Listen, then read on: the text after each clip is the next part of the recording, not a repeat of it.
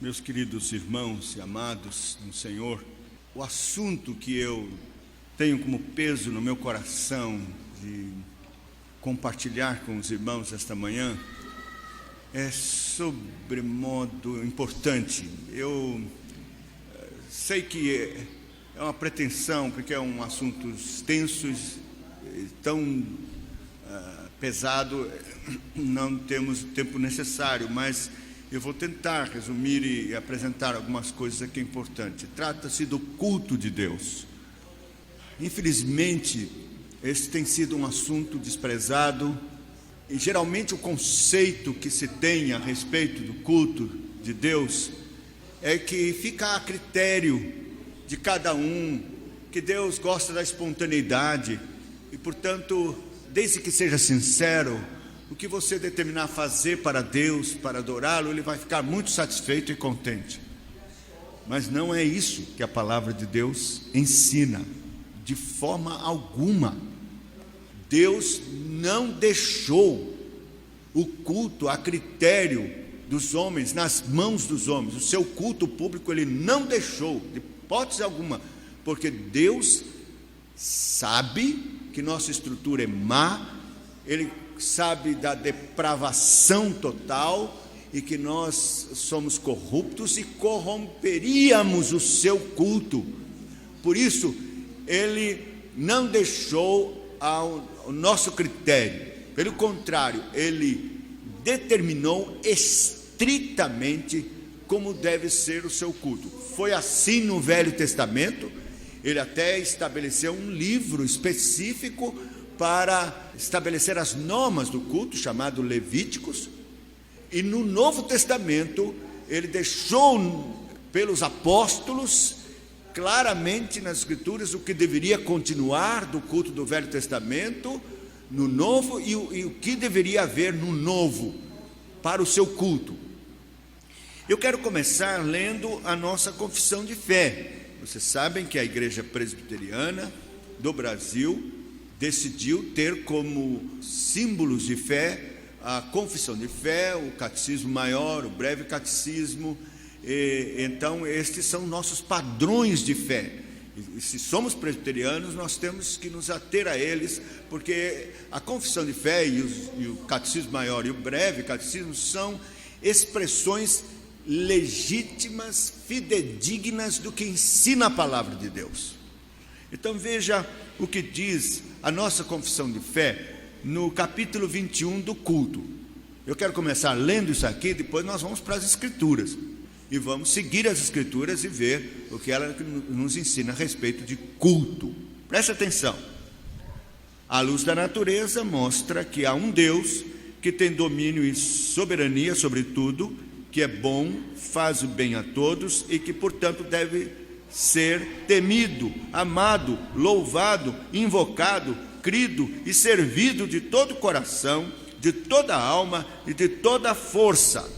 Mas, este mas é importante, mas o modo aceitável de adorar o verdadeiro Deus é instituído por Ele mesmo e é tão limitado pela sua própria vontade revelada, que é a sua palavra, que ele não pode ser adorado segundo as imaginações e invenções dos homens, ou sugestões de Satanás, nem sob qualquer representação visível, ou de qualquer outro modo, não prescrito nas Santas Escrituras.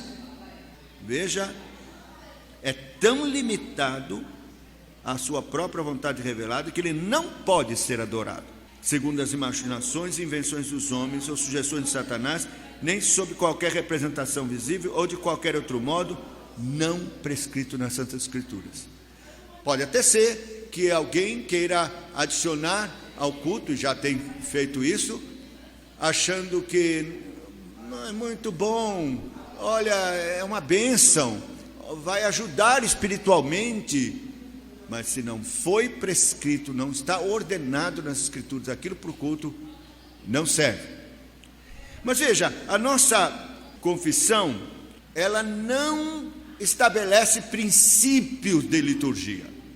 Infelizmente, nossa Constituição tem princípios de liturgia. Eu digo infelizmente porque, embora sejam princípios importantes e bons, corretos, mas princípio, a pessoa diz, bom, esse é o princípio, agora a gente pode, dentro deste princípio, acrescentar e fazer ainda outras coisas, desde que observe os princípios. Mas não é isso. A nossa confissão de fé não estabelece princípios de liturgia. A nossa confissão de fé observa o que é chamado de princípio regulador do culto.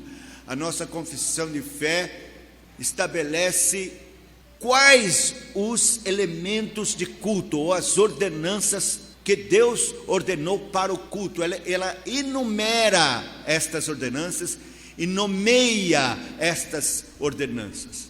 No último Supremo Concílio, tive a oportunidade de, numa matéria sobre liturgia, alguém perguntando se era para ter dança, o que o Supremo Concílio se pronunciava a respeito de coreografia.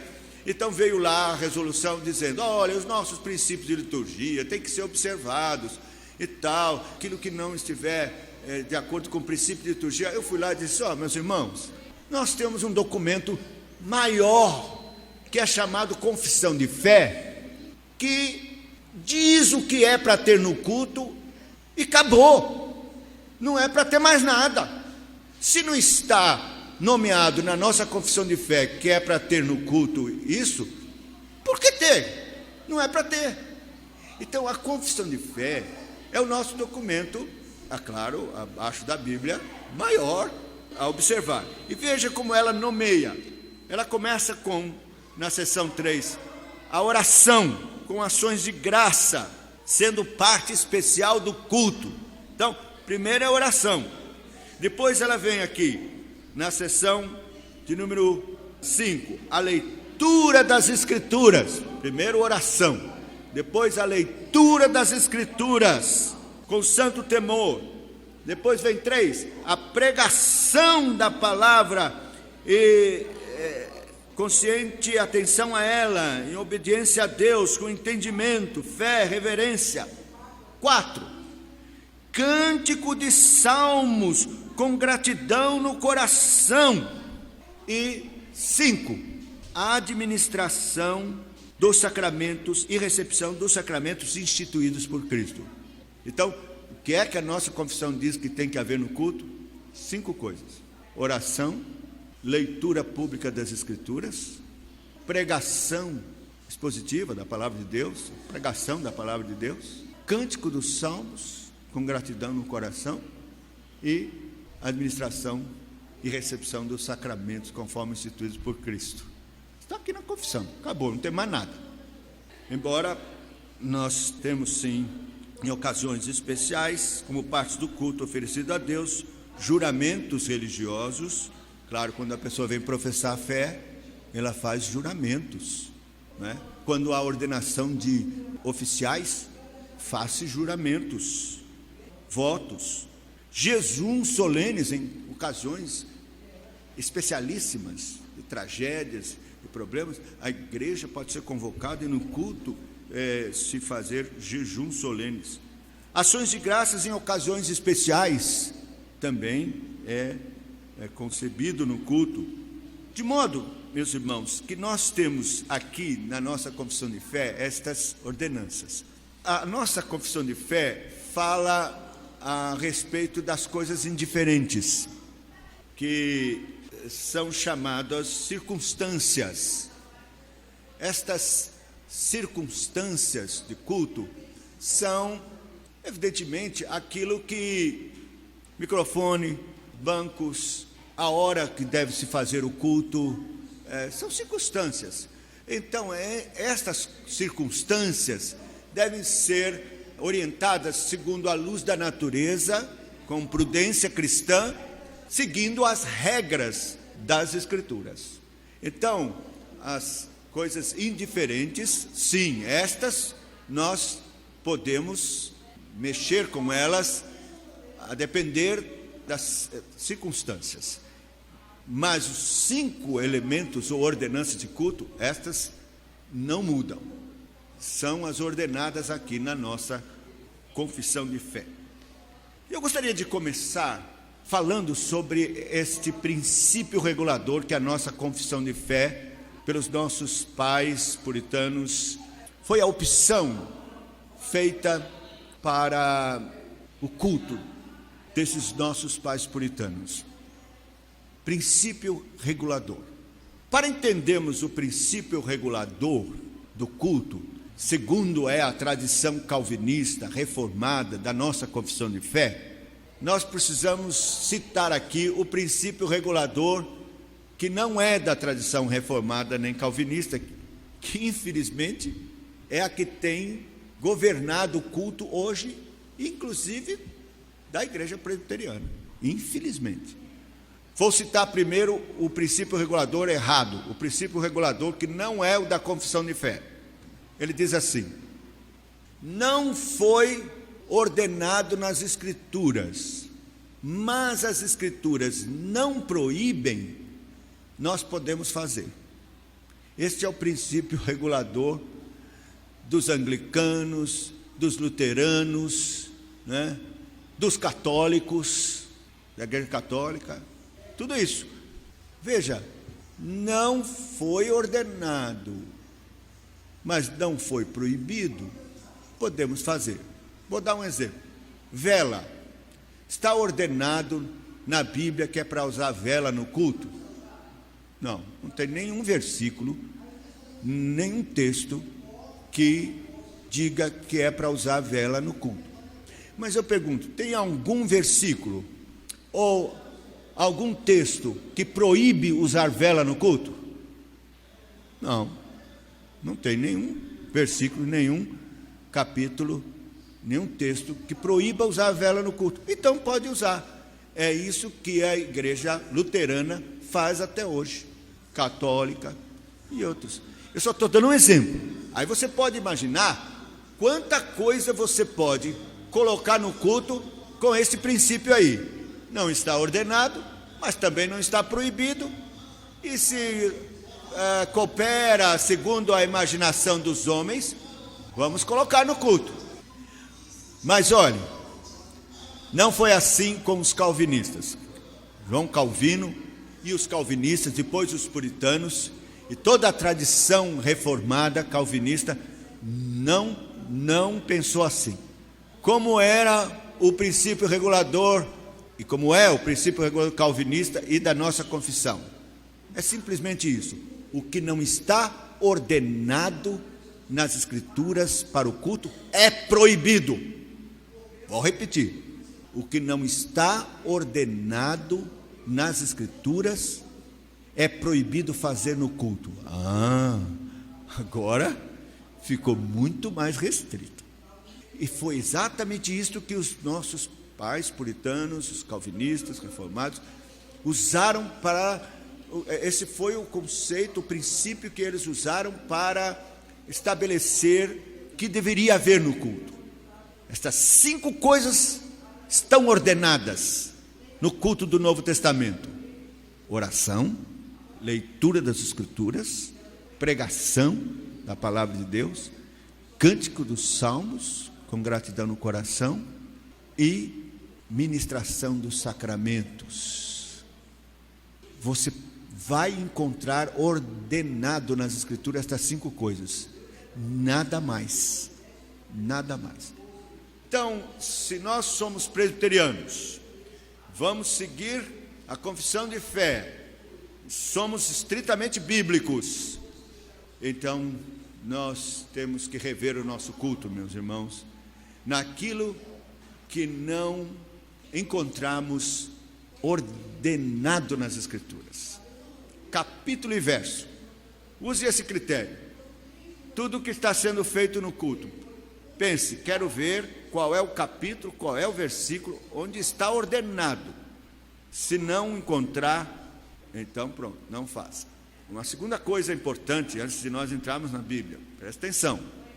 Existe uma diferença entre o culto do Velho e o culto do Novo Testamento. Alguns elementos do culto do Velho Testamento permaneceram no culto do Novo Testamento, mas a maioria das coisas que eram feitas no culto do Velho Testamento eram cerimoniais, representativas, sacerdotais, apontavam para Cristo e não podem ser mais feitas no culto do Novo Testamento. Então, isso aí é muito importante, porque hoje nós temos muita gente querendo trazer coisas do culto do Velho Testamento para o culto do Novo Testamento. Os levitas, tinha danças, lá tinha não sei o quê e tal, e querem trazer para o culto do Novo Testamento coisas do culto do Velho Testamento. Mas nós vamos ver, eu quero mostrar nas Escrituras que isto é um absurdo, segundo o ensino das Escrituras. Então, dito isso, nós vamos começar, e eu quero que os irmãos me acompanhem com a leitura das Escrituras para ver como Deus é zeloso com o culto conforme Ele tem ordenado. Vamos ver esse princípio regulador da confissão agora nas Escrituras. Vamos começar com Gênesis, no capítulo de número 4, você tem o primeiro culto aqui, o que foi aprovado e o que foi rejeitado. Eu vou andar mais ou menos apressadamente. Coabitou o homem com Eva, sua mulher, e esta concebeu e deu à luz a Caim. Então disse: adquiri um varão com o auxílio do Senhor. Depois deu à luz a Abel, seu irmão. Abel foi pastor de ovelhas e Caim lavrador. Aconteceu que no fim de uns tempos trouxe Caim do fruto da terra uma oferta ao Senhor. Abel, por sua vez, trouxe das primícias do seu trabalho e da gordura deste. Agradou-se o Senhor de Abel e de sua oferta, ao passo que Caim e de sua oferta não se agradou. Irou-se, pois, sobremaneira Caim, e descaiu-lhe o semblante. Então lhe disse o Senhor: por que andais irado e por que descaiu o teu semblante? Se procederes bem, não é certo que serás aceito. Se todavia procederes mal, eis que o pecado jaz à porta. O seu desejo será contra ti, mas a ti compete dominá-lo. Então o culto de Abel foi aceito, o culto de Caim não foi aceito. Há uma grande discussão de que isto aqui, quer dizer, o culto de Caim não foi aceito por causa das intenções do coração dele. Ele era mau, praticava o mal e agora vinha querendo oferecer culto, e Deus então não aceitou por causa das suas práticas más, que na verdade não tinha nada a ver com a oferta em si. Era diferente, mas não importava. Poderia ser fruto da terra ou poderia ser um sacrifício. Isso não faz diferença. Não. A oferta de Caim foi rejeitada porque a oferta foi condenada. Vamos abrir em Hebreus, no capítulo 11, e você vai ver que é isso mesmo. Embora de fato Deus olhe para o coração do adorador, mas neste caso a oferta não foi aceita, a oferta de Abel foi aprovada. Veja Hebreus 11, a partir do verso 4. Pela fé, Abel ofereceu a Deus mais excelente sacrifício do que Caim, pelo qual obteve testemunho de ser justo, tendo a aprovação de Deus quanto às suas ofertas. Por meio dela também, mesmo depois de morto, ainda fala. A aprovação, Deus aprovou a oferta, Deus aprovou a forma de culto como Abel fez. É isto que agradou a Deus. E ele não se agradou da oferta ou da forma do culto de Caim. Por que eu posso dizer isso também? Pelo simples fato de que a Bíblia diz aqui, pela fé. Pela fé. Que fé de Abel? Meus irmãos, a fé não está no ar. A fé está ligada à palavra, à ordenança, à lei de Deus. Lá em Romanos capítulo 10 diz: a fé vem pelo ouvir e ouvir pregação da palavra. Não existe fé sem palavra, não existe. A fé está ligada à palavra, à ordenança de Deus. Então, se Abel ofereceu pela fé, ele ofereceu segundo a palavra. Que palavra? A palavra que Deus deu ao seu pai, Adão, ensinou que agora ele teria que se relacionar com Deus através de sacrifício. Adão aprendeu isso na própria pele, porque fez uma proteção de figueira, folha de... E Deus não aceitou, matou um animal, tirou a pele, sangue foi derramado e o cobriu. E então ele aprendeu que era através de derramamento de sangue que Deus era cultuado. O centro do culto é derramamento de sangue, que apontava para Cristo, porque o sangue, o centro do culto é Cristo. Deus não aceita culto nenhum sem Cristo. E então Abel entendeu, compreendeu, aprendeu isso de seu pai e ofereceu um culto, não segundo as suas obras, mas um culto mediante sangue, que representava Cristo. Mas Caim queria apresentar um culto segundo as suas obras. Então veja que Deus não aceitou o culto, porque não era segundo sua ordenança. Vamos abrir agora em Levíticos, no capítulo 10, nós temos um episódio que triste, dramático, mas que mostra claramente como Deus tem zelo e cuidado com relação ao seu culto. Nadab e Abiú, Levíticos 10. Nadab e Abiú, filho de Arão, tomaram cada um o seu incensário e puseram neles fogo, e sobre este incenso, e trouxeram fogo estranho perante a face do Senhor, o que não lhes ordenara, o que lhes não ordenara. Então saiu fogo de diante do Senhor e os consumiu e morreram perante o Senhor. Veja, Deus havia ordenado tudo como deveria ser feito. O incensário deveria ser aceso como fogo do altar, não podia ser diferente. E eles resolveram inovar e colocar um fogo estranho para acender os seus incensários. E diz aqui, então, veja bem, fogo estranho do Senhor, essa frase, o que lhes não ordenara. É importante essa frase. Quer dizer, Deus os matou porque eles tentaram oferecer um culto com um componente que Deus não havia ordenado. Princípio regulador. Deus não ordenou, mas não proibiu nenhum foguinho estranho. Tem algum texto na lei proibindo foguinho estranho? Não tem. Então podia ter foguinho estranho com problema. Não está ordenado, mas também não está proibido. Não está ordenado, é proibido. E fogo saiu e os consumiu. Veja como Deus é zeloso. Vamos abrir agora em Deuteronômio, no capítulo 12. Aqui está bem claro e explícito esta questão do princípio regulador. Deuteronômio 12, ele está falando sobre o culto. O assunto é o culto, no capítulo todo. Deus está muito zeloso com relação ao seu culto e principalmente de trazer qualquer coisa de fora para dentro do culto. Veja, vamos começar no verso 28. Guarda e cumpre todas as palavras que te ordeno, para que bem te suceda a ti e teus filhos depois de ti, para sempre, quando fizeres o que é bom e reto aos olhos do Senhor teu Deus. Quando o Senhor teu Deus eliminar de diante de ti as nações, para as quais vais para possuí-las, e as desapossares, e habitares na sua terra, guarda, não te enlaces com imitá-las, após terem sido destruídas diante de ti, e que não indagues acerca dos seus deuses, dizendo, assim como serviram estas nações aos seus deuses, do mesmo modo também farei eu.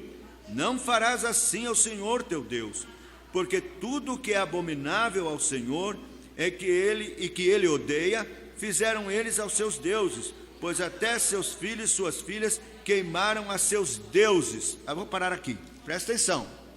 Não era que eles iriam adorar outros deuses, não, era adorar Javé, o Deus de Israel, mas usando a forma, a maneira como eles adoravam os seus deuses lá fora. Aqui a advertência não era que eles adorassem outros deuses, mas que adorassem a Deus verdadeiro de forma errada, imitando como eles faziam com os seus deuses. Então, meus irmãos, é muito sério, porque tem gente que acha que desde que nós estamos adorando a Deus, não importa a forma. Então, vamos cantar aqui um pagode para Jesus, mas eles fazem lá e dá resultado, e as pessoas gostam, e os shows, vamos fazer aqui, só que para Jesus, mas vamos usar a mesma coisa que eles fazem. Estão trazendo os mesmos shows. Se você ligar a televisão e ver esses shows gospels, você vai ver os camaradas com tatuagem, brinquinho, tudo igual, mas estão falando de Jesus, estão falando de Deus, tal. Eles estão imitando como eles fazem com seus ídolos e trazendo para dentro. Não. E veja agora o verso 32. Este é o princípio regulador. Tudo que eu te ordeno observarás, nada lhe acrescentarás, nem diminuirás. Princípio regulador. Só o que eu ordeno, só o que está revelado e ordenado nas Escrituras é para fazer. Meus irmãos, nós temos tanta coisa que foi acrescentada pela tradição, pelos concílios, na nossa igreja presbiteriana, que Deus não ordenou de jeito nenhum, mas a título de que é maravilhoso, é bom, é antigo, as pessoas já fazem há muito tempo, é uma oportunidade de pregar o Evangelho, é muito bom e tal. Meus irmãos, nós não somos mais inteligentes que Deus. Isso é insultar Deus. Se é importante, por que Deus não pensou nisso? Por que Ele não botou nas Escrituras que é para colocar essas coisas? É porque nós evoluímos. Naquele tempo não havia nada disso assim. Por exemplo, filme de Jesus, pregar o Evangelho com filme de Jesus. Nem com filme de Jesus, nem com nada que não está ordenado nas Escrituras. Mas você não sabe o que está ordenado nas Escrituras para pregar o Evangelho? Pregar a palavra de Deus. Como ouvirão se não há quem pregue? Sim, não tem quem pregue, mas tem quem cante, tem cantata do coral, tem o filme, não tem quem pregue, mas tem um bocado de coisa, recurso que a gente pode fazer. Deus não pensou nisso, né? Como ouvirão se não há quem pregue? Porque a única forma legitimada por Deus e ordenada por Ele para pregar o Evangelho, meus irmãos, é a pregação da palavra de Deus, leitura das Escrituras, nada mais. Não somos mais inteligentes que Deus. Deus sabe por que fez isso. Quando Ele diz no segundo mandamento que nós não podemos fazer imagens, escultura para adorar a Deus, e o nosso catecismo diz que não é para fazer representação alguma de nenhuma das pessoas da Trindade, é porque o texto está ensinando que nós não podemos adorar a Deus ou pregar a respeito das verdades de Deus carnalmente. A única forma legítima espiritual é a pregação da palavra de Deus, é a leitura das Escrituras. Tudo mais é defectivo, vai degradar a verdade de Deus e distorcê-la. Então, princípio regulador, este que é o certo. Vamos abrir em 1 Samuel, capítulo 15. Esse é um texto que eu acho impressionante para mostrar como a boa intenção Deus não aceita. Porque as pessoas dizem assim, mas Deus olha para a boa intenção, mesmo que a gente erre, mas se a intenção é boa, Deus aceita nada. Veja aí 1 Samuel, no capítulo 15, temos a desobediência de Saul, sua rejeição. Eu não vou ler todo o texto porque não tenho tempo. Os irmãos sabem da história. Ele foi ordenado que ele matasse os amalequitas e tudo mais, e ele não fez isso. Mas veja a partir do verso 14. 1 Samuel 15, a partir do verso 14. Então disse Samuel: que balido, pois, de ovelhas é este nos meus ouvidos, e o mugido de bois que ouço? Respondeu Saul: de Amaleque os trouxeram, porque o povo poupou o melhor das ovelhas e dos bois para o sacrificar ao Senhor, teu Deus. O resto, porém, destruímos totalmente. Então disse Samuel a Saul: espera e te declararei o que o Senhor me disse esta noite. Respondeu-lhe Saul: fala. Prosseguiu Samuel: porventura, sendo tu pequeno aos teus olhos, não foste por cabeça das tribos de Israel, e não te ungiu o Senhor rei sobre ele? Enviou-te o Senhor a este caminho e disse: vai, destrói totalmente estes pecadores, os amalequitas, e peleja contra eles até exterminá-los. Por que, pois, não atentaste à voz do Senhor, mas te lançaste ao despojo e fizeste o que era mal aos olhos do Senhor? Então disse Saul a Samuel: pelo contrário, dei ouvidos à voz do Senhor e segui o caminho pelo qual o Senhor me enviou, e trouxe Agag, rei de Amaleque, e os amalequitas destruí totalmente. Mas o povo tomou do despojo ovelhas e bois, o melhor do designado à destruição, para oferecer ao Senhor, teu Deus, em Gigal. Porém Samuel disse: tem porventura o Senhor tanto prazer em holocaustos e sacrifícios, quanto em que se obedeça a sua palavra? Eis que o obedecer é melhor do que sacrificar, e o atender melhor do que gordura de carneiros. Porque a rebelião é como pecado de feitiçaria, e a obstinação é como a idolatria e culto a ídolos do lar. Visto que rejeitaste a palavra do Senhor, ele também te rejeitou a ti, para que não sejas rei. Meus irmãos, isto é sério demais. Veja a sinceridade, a boa intenção de Saul. Ofereceu um culto de gratidão a Deus pela vitória, mas desobedecendo. E diz então o Senhor pela boca de Samuel, que ele, o Senhor, ordena antes a obediência, e não tem prazer em culto algum. Veja, sacrifício, holocausto, em desobediência à sua palavra, é rebelião. Então, todo culto que é feito e que não é de acordo com a palavra de Deus, meus irmãos, ainda que haja a melhor das boas intenções, Deus não aceita. Melhor é obedecer do que sacrificar. E diz que essa desobediência é rebelião.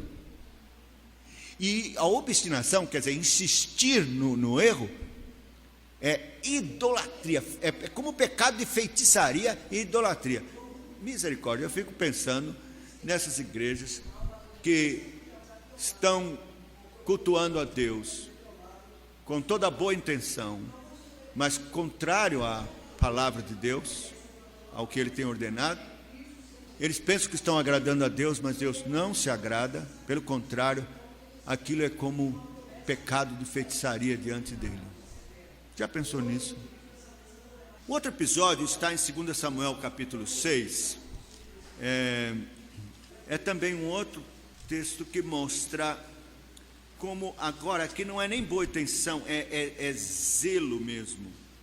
2 Samuel 6, um incidente que mostra como todo zelo e dedicação, mas desobedecendo a palavra de Deus, é rejeitado por Deus e ainda é julgado por Deus. Veja, tornou Davi a juntar todos os escolhidos de Israel, em número de 30.000, dispôs-se, e com todo o povo que tinha consigo, partiu para Baalim de Judá, para levarem de lá a arca para cima, a arca de Deus, de lá para cima a arca de Deus, sobre a qual se invoca o nome do Senhor dos Exércitos, que se assenta acima dos querubins.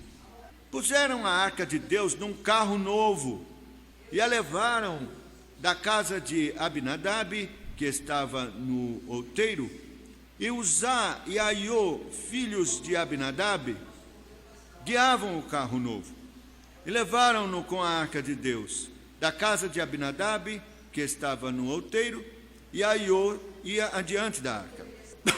Davi e toda a casa de Israel alegravam-se perante o Senhor, com toda a sorte de instrumentos de pau de faia, com harpas, com saltérios, com tamborins, com pandeiros, com símbolos.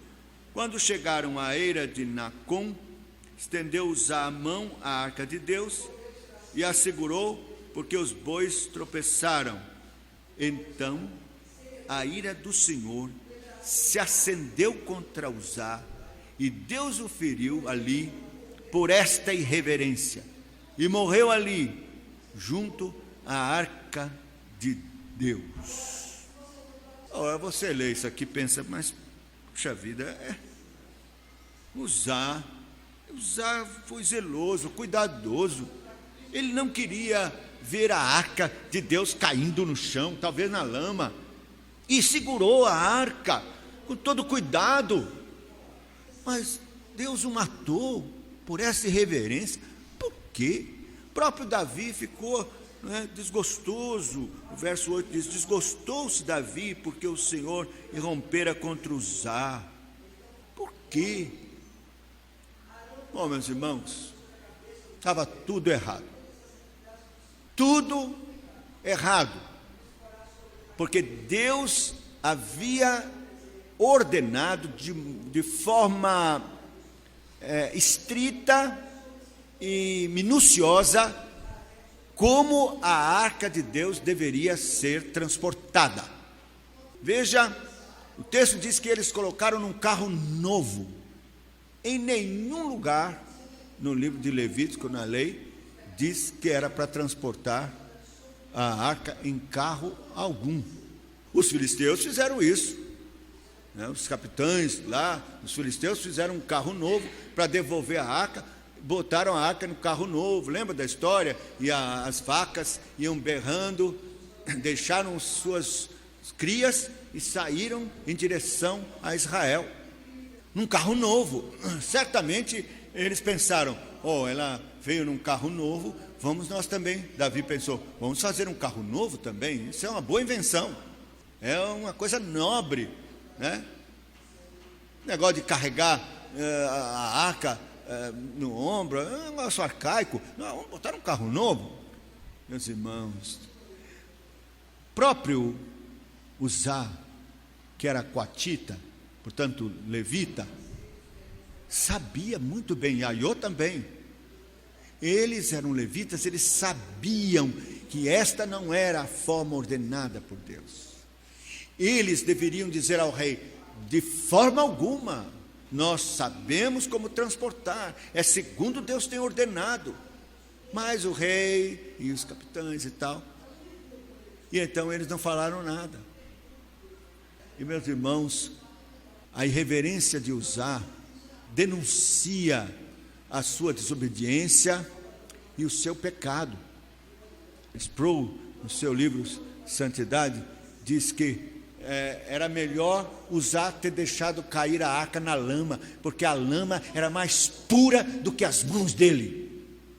Mas a verdade do texto é que toda a reverência, todo zelo e cuidado não adiantaram de nada, porque tudo estava sendo feito em desobediência àquilo que Deus havia ordenado estritamente para o seu culto.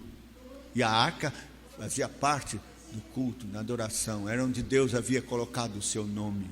O coatita não podia sequer olhar para dentro da arca, quanto mais tocá-la. De modo, meus irmãos, que aqui está mais uma prova de que o princípio regulador deve ser observado e Deus tem zelo. No segundo Crônicas, livro de 2 Crônicas, capítulo 26, nós temos também aqui Uzias, atacado de lepra, porque também feriu o princípio regulador. Veja, 2 Crônicas, capítulo 26, a partir do verso 16.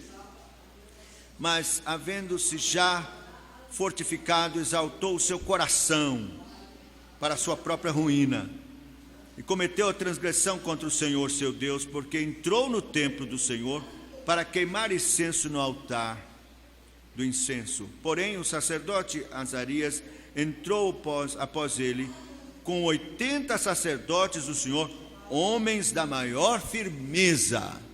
Então veja que esses homens, levitas, sacerdotes, eram homens da maior firmeza com relação a corrigir, exortar e não deixar que se faça o que é contrário ao princípio regulador de Deus para o culto.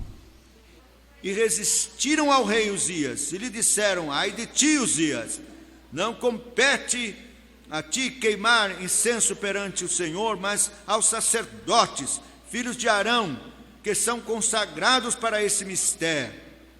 Sai do santuário, porque transgrediste, nem será isso para a honra tua da parte do Senhor. Então Uzias se indignou. Tinha o incensário na mão para queimar incenso. Indignando-se ele, pois, contra os sacerdotes, a lepra lhe saiu na testa perante os sacerdotes, na casa do Senhor, junto ao altar do incenso. Então o subsacerdote Azarias e todos os sacerdotes voltaram-se para ele, e eis que estava leproso na testa, e apressadamente o lançaram fora. Até ele mesmo se deu pressa em sair, visto que o Senhor o ferira. Assim ficou leproso o rei Uzias até o dia da sua morte, e morreu por ser leproso numa casa separada, porque foi excluído da casa do Senhor. E Jotão, seu filho, tinha seu cargo à casa do rei, julgando o povo da terra. Veja, severo, vamos dizer assim, sério, o juízo do Senhor contra o rei Uzias, porque inventou de fazer o que não estava ordenado, não lhe competia fazer isso. Princípio regulador, ferido, e então vemos como Deus exerceu esse juízo. Eu queria aproveitar, nem é a hora de falar isso, mas tão pertinho aqui, no capítulo 29 de Crônicas, nós temos aqui Ezequias está estabelecendo o culto, e tem um detalhe aqui sobre instrumentos, que eu gostaria que você observasse, porque é um texto importantíssimo. Ninguém quase observa, eu pelo menos muitos anos nem observava, e tem que a maioria não observa, mas que mostra o lugar dos instrumentos no culto do Velho Testamento, que foi inserido segundo a ordenação de Deus pelos profetas e por Davi, mas que tinha um lugar determinado no culto, e que nós vamos ver, por causa disso, eles não têm qualquer fundamento para serem utilizados no Novo Testamento. Veja bem, vamos começar no verso 20, capítulo 29, segundo Crônicas, a partir do verso 20. Então o rei Ezequias se levantou de madrugada, reuniu os príncipes da cidade, subiu à casa do Senhor, mandou trazer 7 novilhos, 7 carneiros, 7 cordeiros, 7 bodes, como oferta pelo pecado, a favor do reino, do santuário de Judá, e aos filhos de Arão, aos sacerdotes, que o oferecessem sobre o altar do Senhor. Mortos os novilhos, os sacerdotes tomaram o sangue e o aspergiram sobre o altar. Mataram os carneiros e aspergiram o sangue sobre o altar. Também mataram os cordeiros e aspergiram o sangue sobre o altar. Para a oferta pelo pecado, trouxeram os bodes perante o rei e a congregação, e puseram as mãos sobre eles. Os sacerdotes os mataram, e com o sangue fizeram uma oferta pelo pecado ao pé do altar, para a expiação de todo Israel, porque o rei tinha ordenado que se fizesse aquele holocausto, oferta pelo pecado por todo Israel. Também estabeleceu os levitas na casa do Senhor, com símbolos, alaúdes e harpas, Veja, segundo o mandado de Davi e de Gade, o vidente do rei, e do profeta Natã, porque este mandado veio do Senhor por intermédio dos seus profetas. Então veja, instrumentos foram introduzidos no culto por ordenança de Deus, por instrumentalidade dos profetas. Então, eles não colocaram porque acharam maravilhoso, é porque Deus ordenou, os profetas ordenaram isso. Estavam, pois, os levitas em pé com os instrumentos de Davi e os sacerdotes com as trombetas. Vamos ver agora que hora devia se tocar o instrumento, que hora devia parar de tocar o instrumento. Verso 27, deu ordem a Ezequias que oferecessem holocausto sobre o altar. Preste atenção. Em começando o holocausto, começou também o cântico ao Senhor com as trombetas, ao som dos instrumentos de Davi, rei de Israel. Toda a congregação se prostrou quando se entoava o cântico e as trombetas soavam, tudo isso até findar-se o holocausto. Veja bem, tudo isso até findar-se o holocausto. Então, os instrumentos eram para ser tocado na hora em que começava o holocausto. Botaram sobre a lenha, sobre o altar, e então o fogo começou. Aí tocaram os instrumentos e cantavam com os instrumentos, e isso perdurou até que findou o holocausto. Então pararam os instrumentos. Os estudiosos da palavra de Deus, perseguindo a história do povo de Israel, eles viram que quando o povo foi levado cativo para a Babilônia, então o povo lá instituiu sinagogas. O templo fora destruído. E eles então adoravam o Senhor na sinagoga, mas jamais com instrumentos. Se lembra até que eles colocaram os instrumentos nos salgueiros pendurados e disseram: não podemos cantar os cânticos de Sião, que são os salmos. Não podemos cantar em terra estranha, não podemos, porque os instrumentos eram tocados somente no holocausto. Então, eles ficaram 70 anos lá, nas sinagogas, sem tocar instrumento nas sinagogas. Voltaram, reconstruíram o templo, e o interessante é que eles voltaram a tocar os instrumentos na hora do holocausto, no templo novo, restaurado, continuaram com as sinagogas, mas nas sinagogas não tocavam instrumentos, porque eles entendiam que esses instrumentos estavam ordenados para serem tocados na hora do holocausto. Foram ordenados assim por Deus e não fora deles. E até 1810, na sinagoga não havia instrumentos. Meus irmãos, nós não encontramos no Novo Testamento nenhum texto, nenhum fundamento para se introduzir instrumentos no culto do Novo Testamento.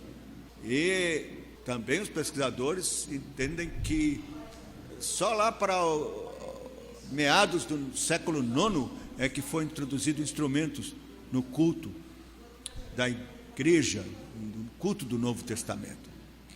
E isso não foi ordenado por Deus de forma alguma para o culto. É bom pensar. Nós vamos agora abrir a palavra de Deus no Novo Testamento, porque as pessoas pensam, bem, isso é lá para o Velho, mas veja, vamos começar com Mateus. Antes de Mateus,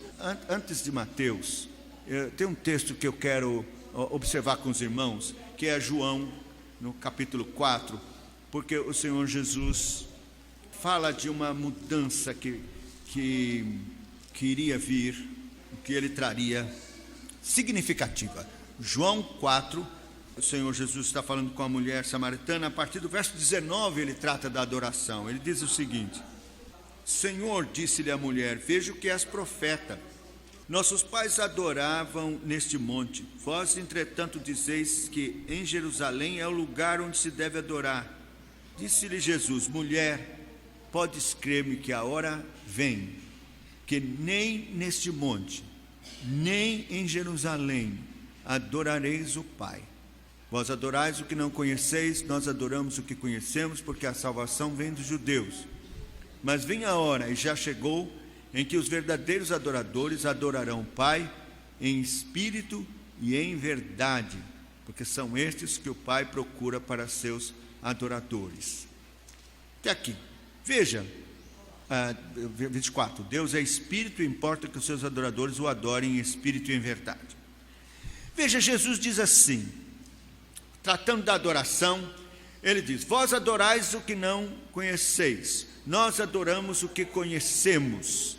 Ele está dizendo que a adoração dos samaritanos era espúria, porque era uma adoração feita sem o conhecimento da palavra, sem a observação daquilo que Deus havia ordenado. Os judeus estavam adorando conforme as ordenanças, e a salvação vinha deles. Mas, diz o Senhor, vem a hora, e já chegou, em que os verdadeiros adoradores adorarão o Pai em espírito e em verdade. Vem a hora e já chegou. O texto também que é importante é esse que diz 21. Disse-lhe Jesus, mulher, podes crer-me que a hora vem, quando nem neste monte, nem em Jerusalém, esta expressão, nem em Jerusalém, é muito importante. Veja, quando Jesus diz isto, nem em Jerusalém adorareis o Pai, ele está dizendo, acabou a adoração do Velho Testamento cerimonial que apontava para mim. Acabou, nem em Jerusalém. Agora a adoração é em espírito e em verdade. Então, aquela adoração local do templo de Jerusalém, onde Deus havia escolhido aquele lugar e colocado o seu nome ali, agora não tem mais sentido. Não é mais em Jerusalém que Deus colocou o seu nome, não é mais no templo, não é mais aquela adoração cerimonial, sacerdotal, acabou. Agora o Senhor trouxe uma nova ordem, em que a adoração não é mais ligada a um templo, a um lugar, mas em todo lugar onde o seu nome é invocado, pelos crentes, pelos eleitos, em espírito e em verdade. Em espírito, quer dizer, não é mais visível, é algo coração. Os únicos elementos visíveis do culto do Novo Testamento, nós sabemos, são os sacramentos, né? O batismo e a ceia do Senhor.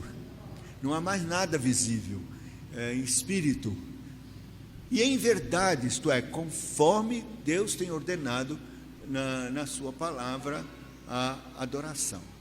Um texto também importante, deixa eu ver se eu vou encontrar, porque não tinha programado lê-lo, mas os irmãos podem me ajudar. Eu creio que é Hebreus, no capítulo 10, é isso mesmo.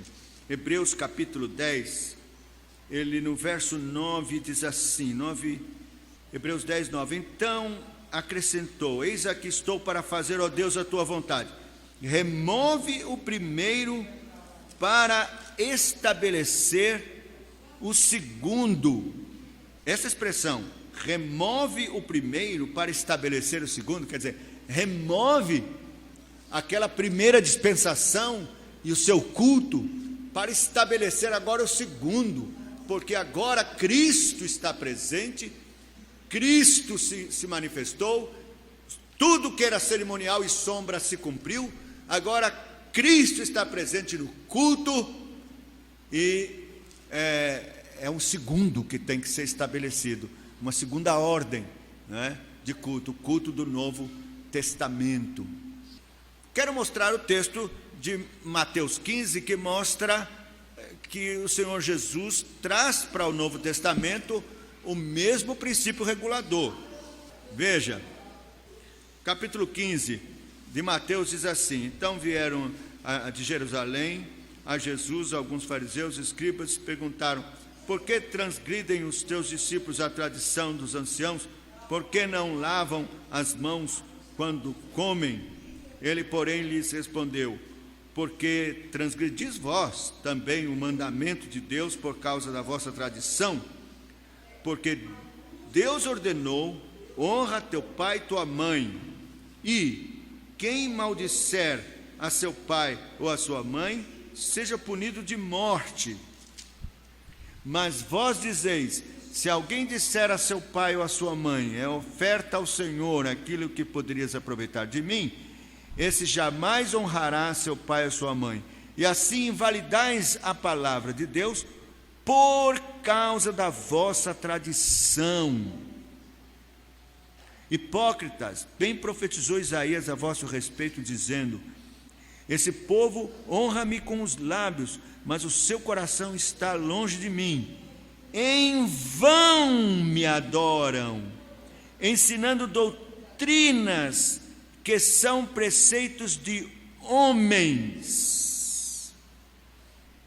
Em vão me adoram. Ora, Jesus está dizendo que toda adoração que anula os mandamentos, que prefere a tradição e os preceitos dos homens,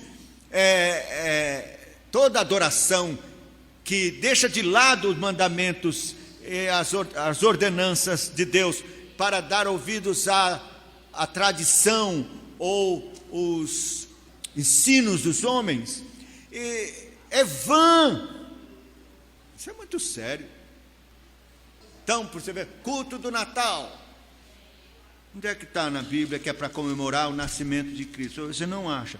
Mas é tradição, a gente faz isso há tantos anos, e é uma bênção, é maravilhoso e tal.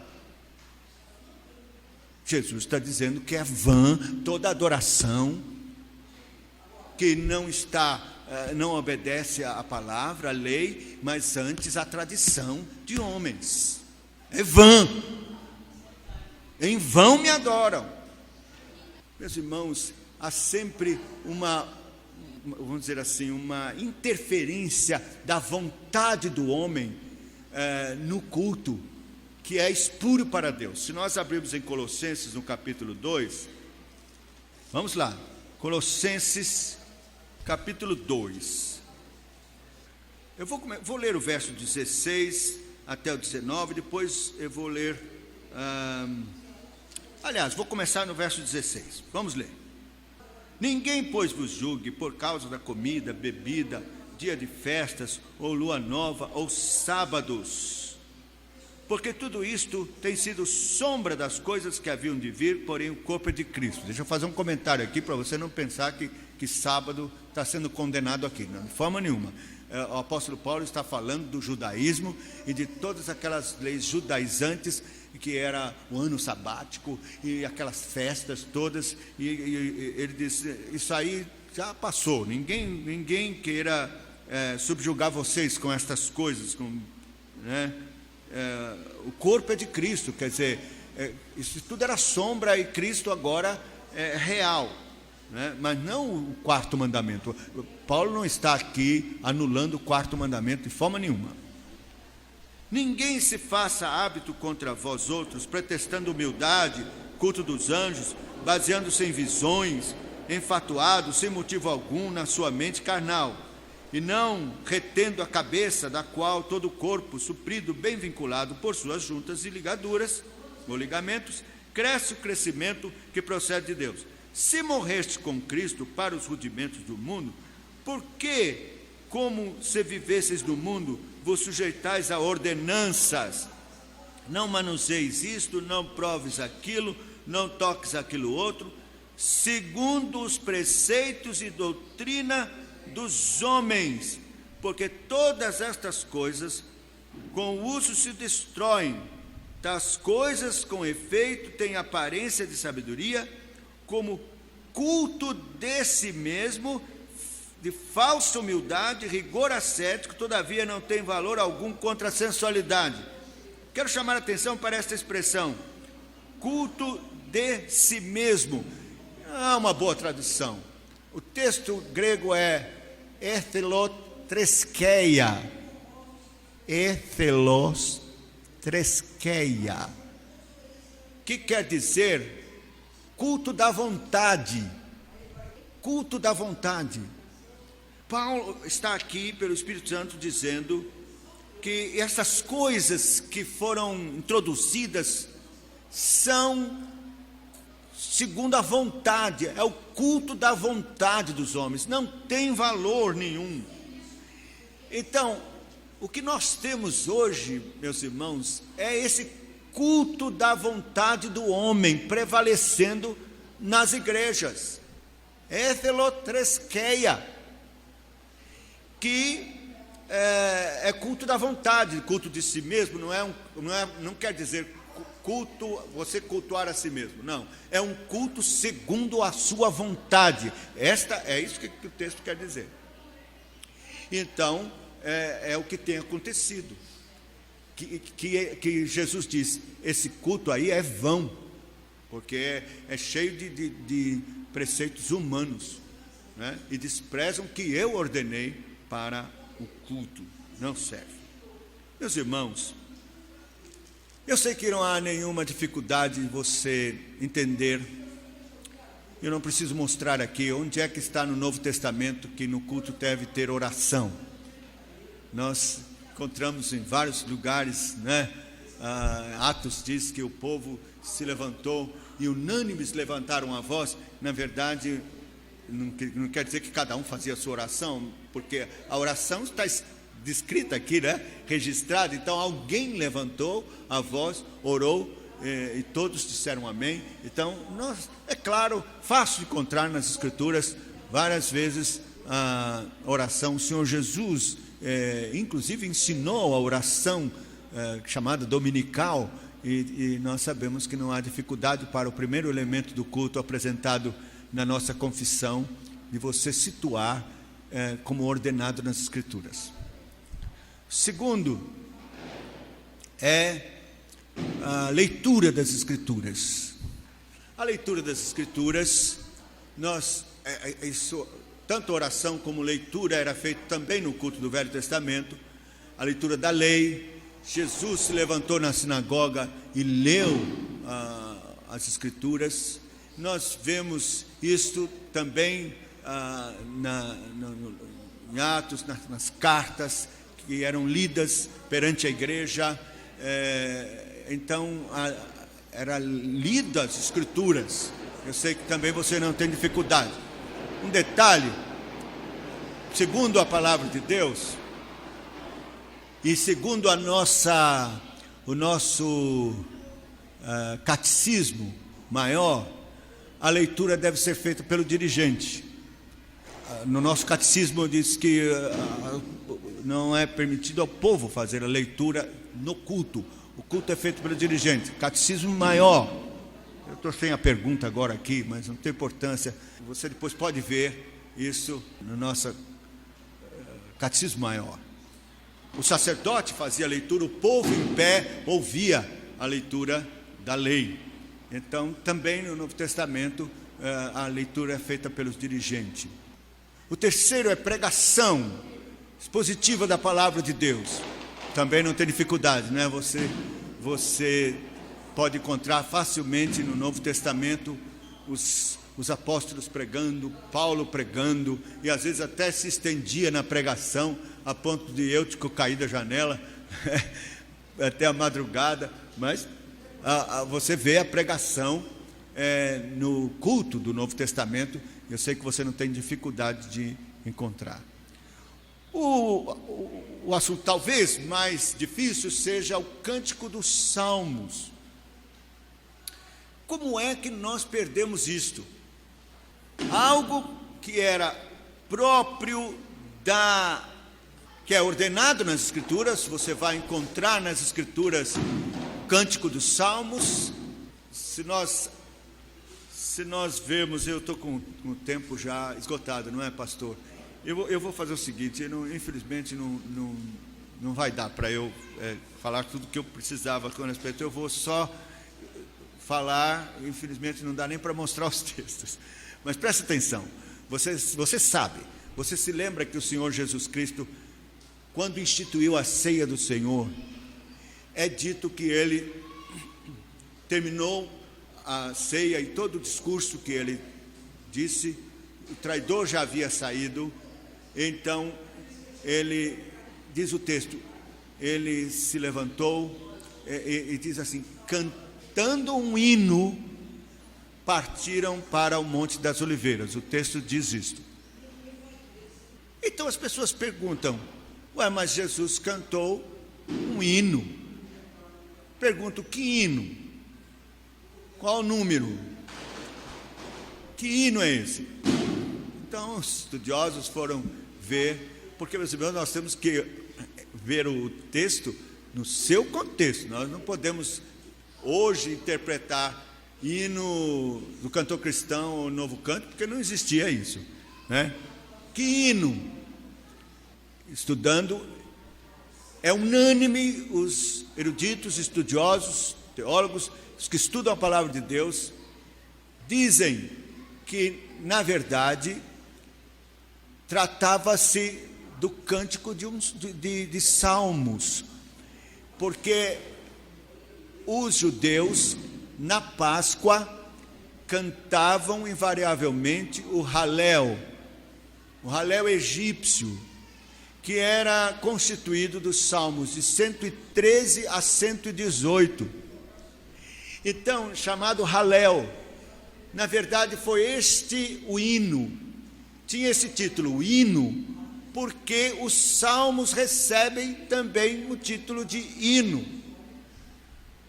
Quando o apóstolo Paulo diz que nós temos que louvar a Deus e edificar uns aos outros, falando e cantando com salmos, hinos e cânticos espirituais, na verdade, ele está falando dos salmos, ele está usando a linguagem muito própria do Novo Testamento, ligada à Septuaginta. Jesus usou a tradução Septuaginta e os apóstolos também. Então, na Septuaginta, é muito claro, os títulos dos salmos estão lá com salmos, hinos e cânticos. Só você, por exemplo, prestar atenção, isso foi muito importante para mim quando eu entendi essa questão dos salmos. Eu, por exemplo, Salmo, vamos começar com 56, por exemplo. Preste atenção, você lê aqui em cima, esse título aqui em negrito, não é inspirado, é a casa editora que coloca. Mas esse outro, ao mestre de canto, segundo a melodia, a pomba nos terebintos distantes, hino de Davi, quando os filisteus o prenderam em Gate, esse título é inspirado, isso está lá no original. E veja que é chamado de hino, este Salmo 56 é chamado de hino de Davi, né? O 57 também, ao mestre de canto, segundo a melodia, não destruas, hino de Davi, quando fugia de Saul. Também o 58, né?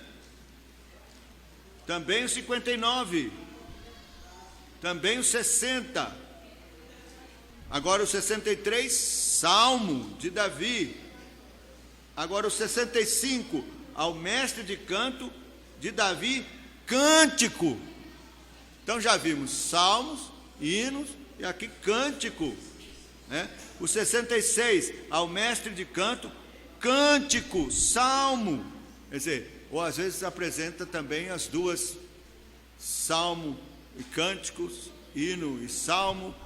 Assim você percebe que louvar ao Senhor, edificar-se mutuamente com o cântico de salmos, hinos e cânticos espirituais é uma forma hebraísta de dizer a mesma coisa, pronunciando sinônimos, chamado de sinonímia, sinônimos que querem dizer a mesma coisa. A gente poderia ver alguns textos, mas eu estou preocupado com o horário, não dá mais, mas você pode ver textos em que Paulo usa isso. Quer ver? 2 Coríntios 12, só esse. Porque é Paulo mesmo dizendo, então você vai ver que ele está utilizando desse recurso. Diz assim: pois as credenciais do apostolado foram apresentadas no meio de vós com toda a persistência por sinais, prodígios e poderes miraculosos. Tudo a mesma coisa. Sinais, prodígios, mesma coisa que sinais, e poderes miraculosos, mesma coisa que prodígio, que sinais. É uma forma chamada sinonímia. Então, quando Paulo lá diz em Efésios e em Colossenses, que é para nos edificarmos mutualmente, com o cântico de salmos, hinos e cânticos espirituais, esta palavra espirituais significa, pneumaticais, significa inspirados. E, meus irmãos, o que é inspirado para cantar, senão os salmos? E é maravilhoso nós notarmos que a igreja primitiva cantava os salmos. Nós temos aqui, por exemplo, a Clemente de Roma, 90 a 100, bem próximo ao apóstolo Paulo. Ele, na verdade, conheceu o apóstolo Paulo também, e ele fala que é para usar o livro de Salmos no exercício da piedade, refrigério das almas. Assim terão respostas prontas à tentação, estarão sempre preparados para orar a Deus e louvá-lo em qualquer circunstância com suas próprias palavras. Então a exortação de Clemente de Roma, lá da igreja primitiva, era que a igreja louvasse a Deus com as suas próprias palavras de Deus. E eu acho maravilhoso, não tenho tempo de ler os outros, Anastácio e tudo, eu quero ler aqui João Calvino, que é impressionante, presta atenção. Porque é verdadeiro aquilo que disse Santo Agostinho, que ninguém pode cantar algo digno de Deus, senão aquilo que dele recebeu. Eu vou repetir, isso é fantástico. Agostinho disse, Calvino está citando, ninguém pode cantar algo digno de Deus, senão aquilo que dele recebeu. O que é que nós recebemos de Deus? Os salmos inspirados. Então, isto é o que é digno de Deus ser louvado, o que é dele mesmo, o que vem inspirado por ele. Portanto, quando procuramos diligentemente aqui e ali, não iremos encontrar cânticos melhores, nem mais úteis a este propósito do que os salmos de Davi, que o Espírito Santo compôs e preparou através dele. Assim, cantando-os, nós podemos ter certeza de que nossas palavras vêm de Deus, tal como se Ele estivesse cantando em nós, para a sua própria glória. Meus irmãos, isto é maravilhoso. Quando cantamos os salmos, Deus está cantando em nós as suas próprias palavras santas, inspiradas, para a sua própria glória. Que coisa mais maravilhosa do que isso? Além disso, Crisóstomo exorta tanto os homens como as mulheres e as crianças a se acostumarem a cantá-los, a fim de que esse seja um tipo de meditação que os faça associados à companhia dos anjos. É maravilhoso. Meus irmãos, eu tenho certeza que os irmãos vão estudar melhor esse assunto e entender que a nossa confissão de fé está correta. O que nós devemos fazer é restaurar esses salmos e cantá-los. Eu não estou dizendo que você deve abandonar os hinários, pelo menos por agora não, mas vai cantando salmos, vai acrescentando, aumentando, cantando, e um dia os irmãos vão entender que estarão cantando conforme Deus quer, conforme Deus tem ordenado, os salmos que Ele mesmo designou e colocou dentro do cânon para isso, para que a igreja, tanto do Velho como do Novo Testamento, o louve com a dignidade que ele merece. E Deus abençoe os irmãos nesse sentido. A reforma tem que continuar. Igreja reformada sempre reformando. Vamos trazer de volta esta tradição santa reformada, que é da igreja e conforme a ordenança de Deus. Cantar os salmos. Que Deus assim possa nos abençoar e tenhamos um culto puro, santo, digno do louvor do nosso Deus e expurgado de tudo que foi da imaginação e invenção dos homens. Que seja conforme Ele tem ordenado estritamente, para que seja agradável ao seu coração e nós sejamos grandemente abençoados com isso. Que Deus nos abençoe.